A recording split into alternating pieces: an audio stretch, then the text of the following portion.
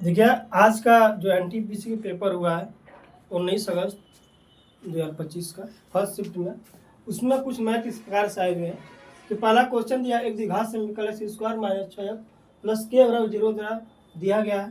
के का वह मान ज्ञात कीजिए जिसके लिए समीकरण के मूल क्या बराबर हो। तो मूल बराबर होने के लिए एक संबंध होता है, विविधकर निकालना पड़ता है विविधकर। यदि विविधकर जो होता है मूल बराबर होने के लिए विविधकर जो होता है बी स्क्वायर माइनस 4ac बराबर 0, यानी कि बी स्क्वायर बराबर जो होता है 4ac बराबर होने के लिए संबंध जो होता है शर्त जो होती है दोनों मूल बराबर होने के लिए बी स्क्वायर बराबर का होता है 4ac बराबर होता है। ठीक, यदि बी स्क्वायर बराबर 4ac आपका ज़्यादा हो एक से, ठीक, अगर बी स्क्वायर माइनस 4ac बराबर 0 है तो मूल बराबर होंगे।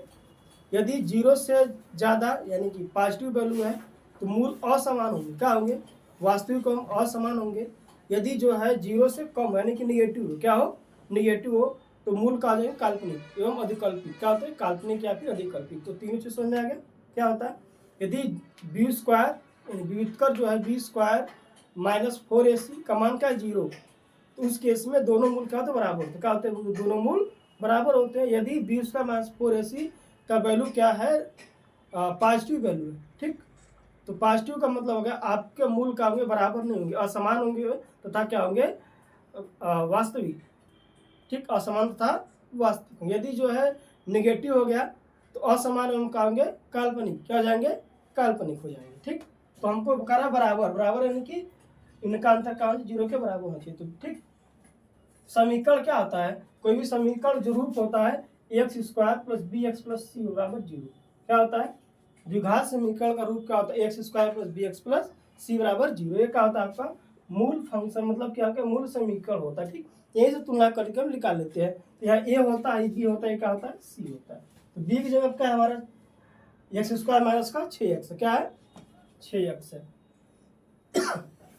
यानी कि एक्स का मान 6 हो गया, माइनस 6 का होल स्क्वायर माइनस 4, ए का मान क्या है? 1 है, सी का मान क्या बराबर का है? 0।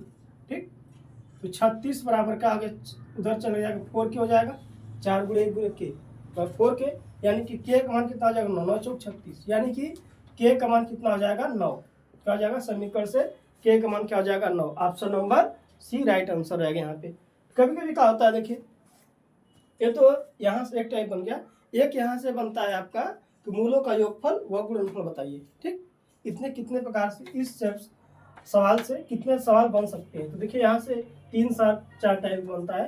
तो पूछता है कभी कभी मूलों का योगफल व गुणनफल बताइए। ठीक, तो मूलों का योगफल अल्फा प्लस बीटा होता है, मूलों का योगफल अल्फा इंटू बीटा होता है। ठीक, ये दो मूल अल्फा और बीटा हो तो, ठीक, तो अल्फा प्लस बीटा यानी कि मूलों का गुणनफल जो होता है माइनस बी बटा ए, यानी कि हम ये कह सकते हैं कि एक्स का गुणांक बटे एक्स स्क्वायर गुणा माइनस एक्स का गुणांक बटे एक्स स्क्वायर गुणा, जिससे माइनस एक्स है तो माइनस एक्स ऑलरेडी माइनस 6 तो 6 बटा के 1, यानी कि मूलों का योगफल जो होता है 6 हो गया। तो यहाँ पे कुछ सवाल ऐसे आते हैं कि मूलों का योगफल और मूलों के गुणनफल से यदि समीकरण दो मूल अल्फा बीटा हो तो अल्फा प्लस बीटा, यानी कि अल्फा प्लस बीटा होता है माइनस का बी बटा, यानी कि माइनस एक्स गुणांक बटे आपका एक्स स्क्वायर गुणा, तो माइनस एक्स गुणांक कितना? 6 है, माइनस 6 माइनस में मिलकर 6 हो गया, और एक्स स्क्वायर गुणांक का है 1 है। ठीक, क्या है? एक्स गुणा 1, यानी कि अल्फा प्लस बीटा, यानी कि मूलों का योगफल कितना हो जाएगा? 6 हो जाएगा। गुणनफल मतलब होता है माइनस का सी बटा ए, अचर पद बटा के एक्स स्क्वायर गुणा, तो अचर पद का के है एक्स स्क्वायर गुणा का के, यानी कि alpha plus beta, alpha beta का आ जाएगा के। तो दो प्रश्न, एक ए प्रश्न बन गया, एक ए प्रश्न। दूसरा तीसरा प्रश्न यहाँ से बनता है, दे देगा कि समीकरण के मूल दो अलग अलग है, 2 है, एक 3 है या 4 है या 5 है, तो समीकरण क्या बनेगा? ठीक, समझ है? जिससे कि दे देगा कि किसी द्विघात समीकरण के मूल 3 व 2 है। क्या है? 3 व 2 है, तो समीकरण क्या होगा?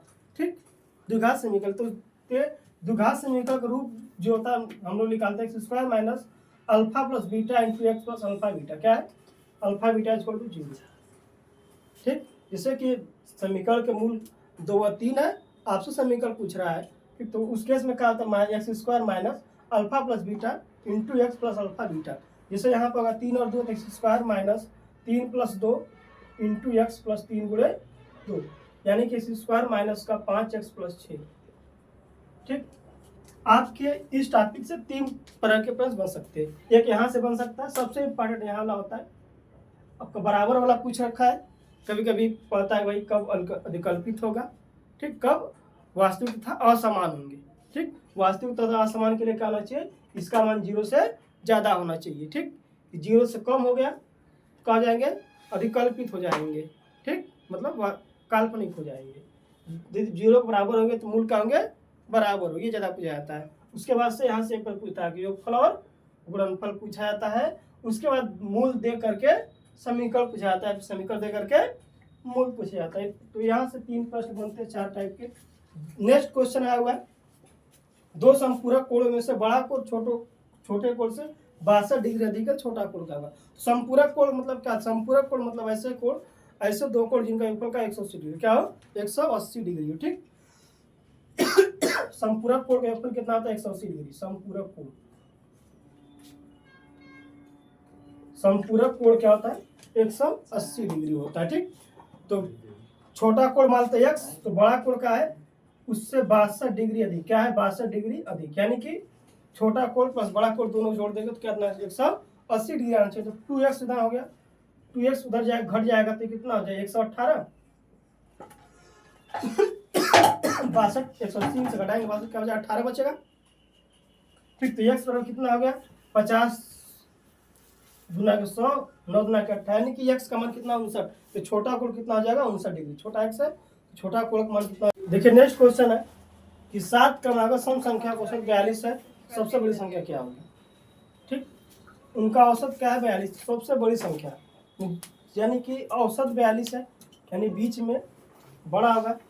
ठीक, 2 इधर बड़े छोटे होंगे, 2 मतलब 3 इधर बड़े होंगे, 3 इधर बड़े छोटे होंगे। ठीक, तो 3 इधर बड़ा निकालिए, 44 46 48, सबसे बड़ी पूछ रहा है तो 48 कहा जाएगा 48। से छोटा पूछता तो 40 38 37, देखिए अरे 36, 7 हो गए क्रमागत संख्या है, सबसे बड़ी संख्या पूछा है कितना हो गया 48। ठीक, ये मध्य का हो गया भाई, सब औसत मतलब मध्य, सीधे सीधे इतना इधर इतना, सबसे बड़ी संख्या हो गया आपका 48। 5 संख्याओं का योग क्या है 655 है। 2 संख्याओं का औसत क्या है, 2 संख्याओं का औसत योग नहीं दिया। पहली 2 संख्याओं का औसत क्या है 177 है, और तीसरी संख्या 128 है। 2 संख्याओं का औसत ज्ञात करिए। ठीक, 2 संख्याओं का औसत, तो देखिए पहली 2 संख्याओं का औसत क्या है 77, तो पहली 2 संख्याओं का योग कितना हो जाएगा 77 गुना के 144 क्या आ जाएगा 154। ठीक, देखिए पहली 2 संख्याओं का योग, पहली 2 संख्याओं का योग कितना हो जाएगा 77 गुणे 2 154 कितना हो जाएगा 154। ठीक, और तीसरी संख्या कितना 128 है, तीसरी कितना है 128, तो 128 जोड़ देंगे तो 8 4 12 हो गया, 5 2 7 1 8 हो गया, 1 1 2 हो गया, क्या हो गया 2, यानी कि 3 संख्याएं मिल के कितना हो गए 282 हो गया।